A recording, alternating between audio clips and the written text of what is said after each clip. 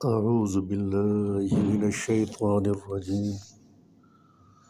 متاع قليل ثم مأواهم جہنم وبئس المہاد لیکن وہ لوگ اتقوا جنہوں نے پرہیزگاری اختیار کی ربہم اپنے رب کے لیے، یا اتقوا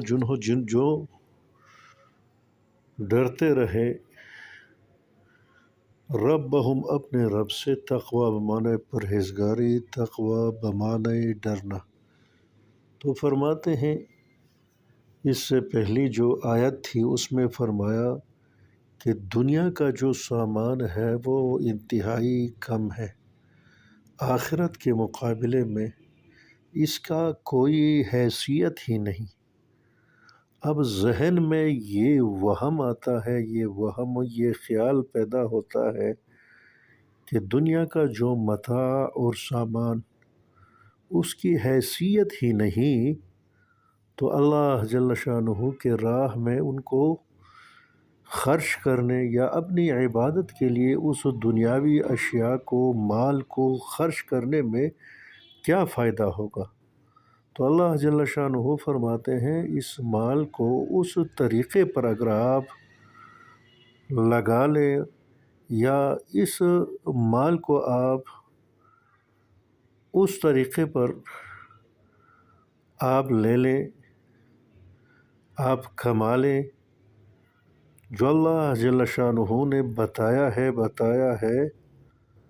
تو اس پر بہت ہی زیادہ اللہ جل شانہ خوش ہوتے ہیں۔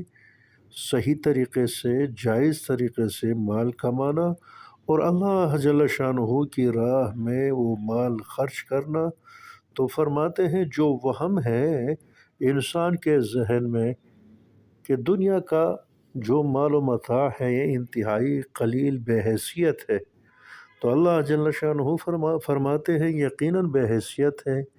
اگر وہ مشرک اور کافر کے ساتھ ہے، اگر مسلمان کے ساتھ ہے، تو اس کے لیے یہ جنت میں دخول کا باعث ہے۔ تو فرماتے ہیں لیکن وہ لوگ اتقوا جو ڈرے ربہم اپنے رب سے، تو اپنے تمام مالی معاملات کو اور عبادات کو صحیح طریقے سے ادا کیا، لہم ان کے لیے جنات باغ ہیں، جنات، جنتن کی جمع، جنت باغ، جنات باغات ہیں، تجری بہتی ہیں، من تحتہا ان کے نیچے، الانہار نہریں، خالدین ہمیشہ ہوں گے یہ جنتی، فیہا اس جنت میں، نزلاً یہ مہمان نوازی، نزل معنی مہمان نوازی، نزلاً یہ مہمان نوازی ہوگی، من عند اللہ اللہ جل شانہ کی طرف سے، اللہ جل شانہ کے پاس سے، یعنی اللہ جل شانہ کی طرف سے یہ مہمان نوازی ہوگی کہ جو متقی اور پرہیزگار ہیں ان کو اللہ جل شانہ مہمان نوازی میں، ان کی عزت اور تکریم میں جنت دیں گے، باغات دیں گے، وما اور وہ عند اللہ جو اللہ جل شانہ کے پاس ہے، خیر بہتر ہے، للابرار نیک لوگوں کے لیے وہ بہتر ہے۔ تو اس دنیا سے جو اللہ جل شانہ کے پاس جنت ہے وہ بہتر ہے۔ وَإِنَّ مِنْ أَهْلِ الْكِتَابِ بے شک اہل کتاب میں سے، لمن یقیناً من وہ ہیں، لا یقیناً من وہ ہیں، یؤمن باللہ جو ایمان لاتے ہیں اللہ جل شانہ پر، وما اور اس کتاب پر، انزل الیکم جو اے صحابہ آپ کی طرف نازل کی گئی ہے، انزل نازل کی گئی ہے، الیکم آپ کی طرف ہے مسلمانوں، اس پر بھی ایمان لاتے ہیں، وما اور اس کتاب پر بھی وہ ایمان لاتے ہیں، انزل الیہم جو نازل کی گئی ہے، الیہم ان کی طرف، مراد تورات اور انجیل مقدس پر بھی ایمان لاتے ہیں، قرآن پر بھی ایمان لاتے ہیں، خاشعین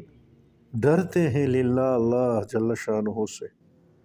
یا خشوع معنی ڈرنا، خشوع معنی عاجزی کرنا، عاجزی، خاشعین عاجزی کرتے ہیں للہ اللہ جل شانہ کے لیے، اللہ جل شانہ کے سامنے، لا یشترون اور وہ نہیں لیتے بآیات اللہ اللہ جل شانہ کے آیتوں پر ثمنا قلیلا تھوڑی سی جو ہے قیمت، وہ دنیا کے لیے اللہ جل شانہ کے جو کتابوں کی آیات ہے ان کو وہ نہیں بیچتے۔ جس طرح میں نے آپ کو کہا کہ یہودی جو تھے نبی کریم صلی اللہ علیہ وسلم کے جو صفات ہیں تو ان صفات والی جو آیتیں تھیں تورات کی ان کو سامنے نہیں لاتے تھے، ان کو ظاہر نہیں کرتے تھے یہودیوں کے سامنے۔ اگر وہ نبی کریم صلی اللہ علیہ وسلم کے صفات کے حامل جو آیتیں ہیں ان کو ظاہر کر دیتے تو تمام لوگ مسلمان ہوتے، ایمان لاتے نبی کریم صلی اللہ علیہ وسلم پر، تو پھر ان یہود جو علماء ہیں ان کا جو ہے دنیاوی ہے جو عزت اور قدر، اس طرح مالی جو مسئلے ہیں تو وہ رہ جاتے، سب مسلمان ہو جاتے تو یہودی پھر کھاتے کیا؟ اس وجہ سے دنیا کی تھوڑی سی قیمت کے لیے وہ آیتوں کو جو ہے یہود علماء چھپاتے تھے۔ تو فرماتے ہیں بعض یہودی وہ ہیں، بعض اہل کتاب وہ ہیں جو اللہ جل شانہ کی جو آیتیں ہیں تورات شریف کی وہ نہیں چھپاتے۔ اولئک ان کے لیے لہم اولئک یہی لوگ ہیں، اولئک لہم ان کے لیے اجرہم ان کا اجر ہے عند ربہم اللہ جل شانہ کے پاس، ان اللہ بے شک اللہ جل شانہ سریع الحساب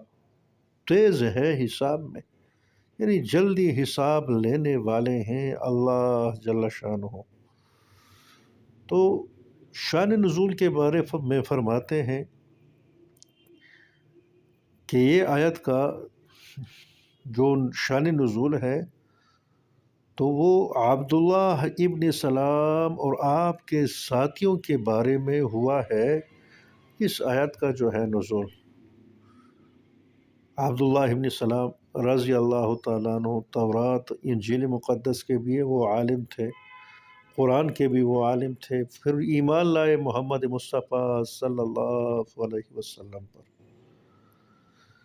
اور بعض فرماتے ہیں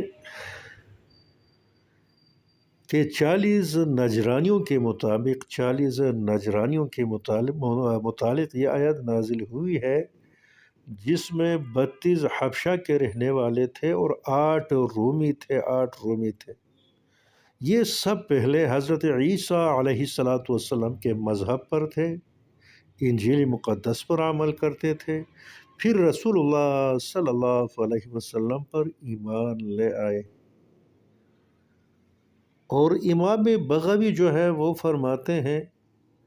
کہ یہ نجاشی کے بارے میں اللہ جل شانہ نے یہ آیت جو ہے نازل فرمائی۔ نجاشی کے وفات کے روز جبرائیل امین علیہ السلام نے اطلاع دی کہ نجاشی وفات پا گئے ہیں۔ نبی کریم صلی اللہ علیہ وسلم جنت البقیع تشریف لے گئے اور وہاں حضرت نجاشی رضی اللہ تعالیٰ عنہ کا جنازہ پڑھایا تو فرماتے ہیں صحابہ کہ اللہ جل شانہ نے وہ سارے پردے جو ہیں وہ دور کر دیے، نظر تیز کر دی صحابہ کی نبی کریم صلی اللہ علیہ وسلم کی۔ تو فرماتے ہیں وہ سرزمین حبش میں وہ اس کا جو ہے جسد خاکی پڑا ہوا تھا،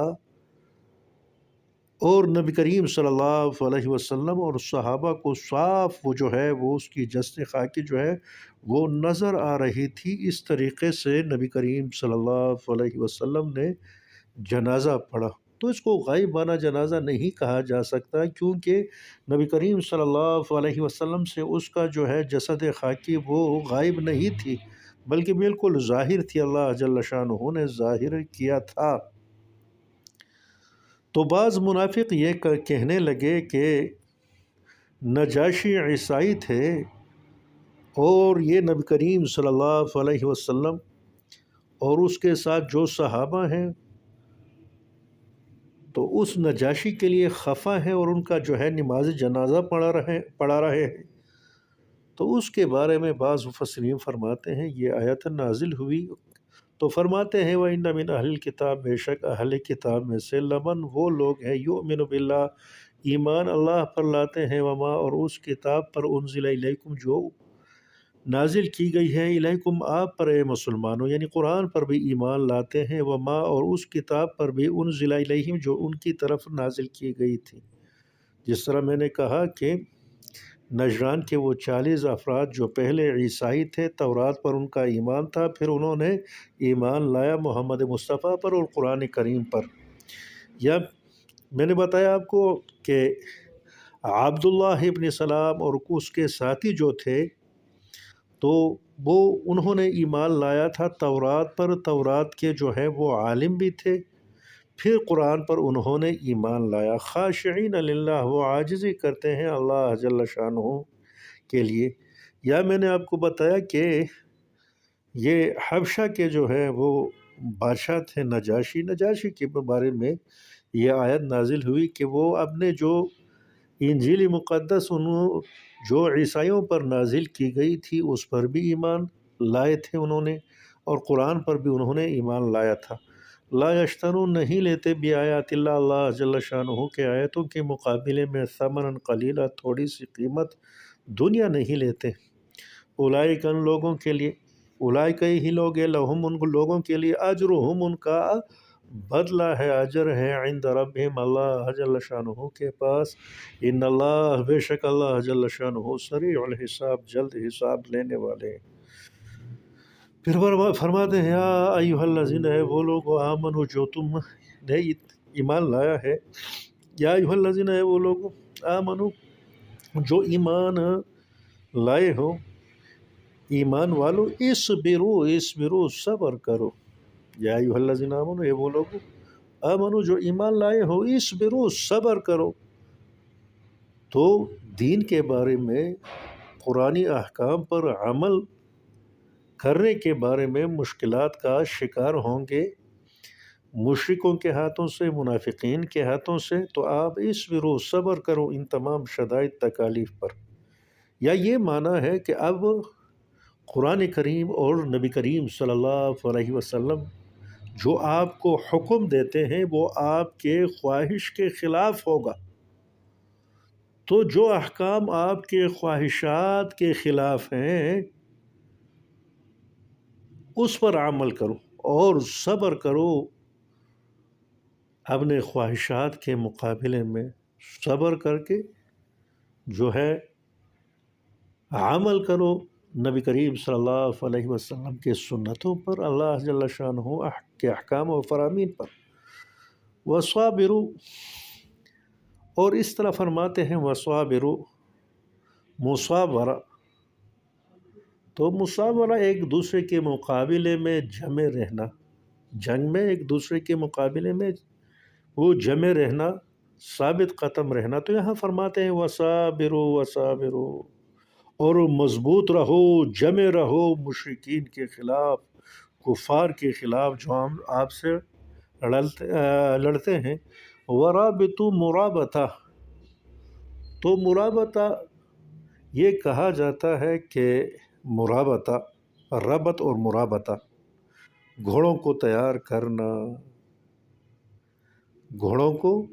دشمنوں کے خلاف تیار کرنا، دشمنوں کے خلاف لڑنے کے،